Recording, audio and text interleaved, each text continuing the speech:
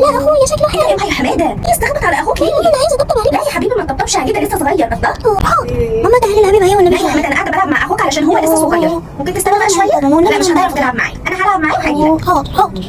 حماده ها، ما تخشش عند اخوك، انا لسه منيماه. تعالى اقعد هنا. حاضر. هاكل اخوك الاول يا حماده وبعدين هاجي ااكلك. ممكن تستنى بقى شويه. مش حماده ايه يا حماده؟ حاجه والله ولا حاجه. ماما لا انت كنت جنبي. بابا انت عايزه والله.